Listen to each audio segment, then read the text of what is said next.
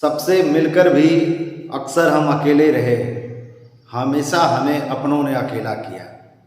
जी हाँ, मैं शारीरिक शिक्षा स्वास्थ्य अनुदेशक अभय कुमार मिश्रा। मैं इसलिए ये बातें कह रहा हूँ क्योंकि अभी हाल ही में जो नियुक्ति पत्र बांटी गई उसमें हमारे बिहार के माननीय शिक्षा मंत्री जी ने जो है पूरे शिक्षक को कहा कि आपके लिए ये रमज़ान की सेवइयाँ काफ़ी मीठी होगी और होली का रंग भी चढ़ेगा। बहुत अच्छी बात उन्होंने कही, क्योंकि जिनके जीवन में आपने वो रमज़ान के लिए एक इतना अच्छा तोहफा दिया हो, होली के लिए इतनी अच्छी रंगों की तो जो है खुशियाँ आपने दी हो, उनके लिए ये बिल्कुल सही है। और हमने जो कहा कि अक्सर हमें अपनों ने ही अकेला किया है, उसकी रीज़न ये है कि लगातार 3 वर्षों से हम लोग हर एक पार्टी के बड़े से बड़े एमएलए, एमएलसी और एमपी मंत्री जी के दरवाजे चौखट पर जा करके विनती गुहार लगाते रहे, लेकिन हम लोगों की दर्द आवाज़ आज तक सरकार को सुनाई नहीं दी है।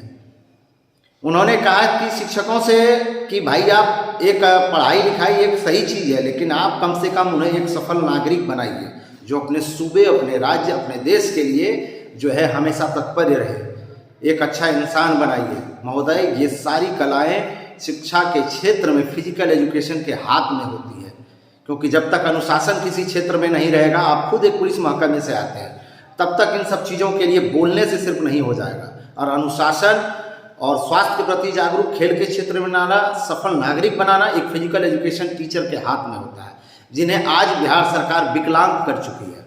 जी, मैं इसलिए ऐसा बात कर रहा हूँ क्योंकि 3 वर्षों से हम लोग विनती गुहार कर रहे हैं, लेकिन सरकार केवल 8,000 वेतन हम लोगों को दे रही है।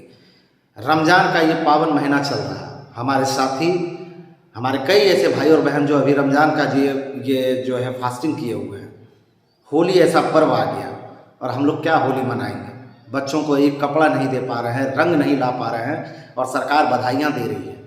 हर एक पार्टी के एमएलए, एमएलसी से मिल चुके हैं, लेकिन इतना दुर्भाग्य हम लोगों के लिए है कि बिहार में केवल जो है जात और संख्या बल पर बातें उठाई जाती है, ज़रूरत पर नहीं। अगर ऐसा होता तभी बिहार के शारीरिक शिक्षा स्वास्थ्य अनुदेशक की आवाज़ उठ गई रहती, लेकिन सब ने इसे अभी तक इग्नोर कर रखा है, क्योंकि हमारी संख्या नहीं है, हम सरकार के वोट बैंक नहीं हैं, ना किसी समीकरण में उनके बैठते हैं।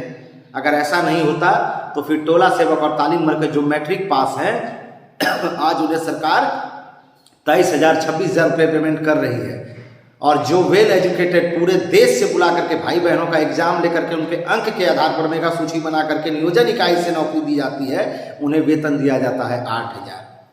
15 से 16 साथियों की असमय मृत्यु हो चुकी है। बार बार मैं इस बात को बताता हूँ, और कई ऐसे परिवार हैं जिनके घर में इतने कलह मचे हुए हैं कि आप उसे समझ नहीं सकते हैं। 8,000 में कैसे कोई होली मनाएगा, कैसे कोई पर्व मनाएगा, कैसे कोई रमज़ान का ये पावन महीना उनका चल रहा होगा? आप इस बारे में कभी सोचते हैं? नहीं सोचते, क्योंकि जहाँ संख्या होती है सरकार बस उस और ध्यान देती है। लेकिन खैर कोई बात नहीं, फिर भी हम अपने हर एक पार्टी के गण्यमान्य हमारे मंत्री जी, विधायक जी, एमएलसी जी, सभी को जो है होली की बहुत बहुत मुबारकबाद, और समस्त मीडिया बंधुओं को भी होली की हार्दिक शुभकामनाएं। सभी जो है सुरक्षित और सभ्यता के साथ अपने इस होली के महापर्व को मनाएंगे, और हम लोगों का तो ना जाने कब सरकार सोचेगी। खैर, हमें तो लगता भी नहीं है कि हम लोग हिंदुस्तान से हैं, बिहार राज्य से हैं। हमें लगता है कहीं अंतरिक्ष से समझा गया कि हम लोग अंतरिक्ष से कहीं उतर के आए हैं। इतने दिनों से लगातार विनती गुहार कर रहे हैं, लेकिन सरकार को थोड़ा सा भी इस और ध्यान नहीं जाता कि आखिर उनका और उनका परिवार कैसे किसी पर्व को मनाता है।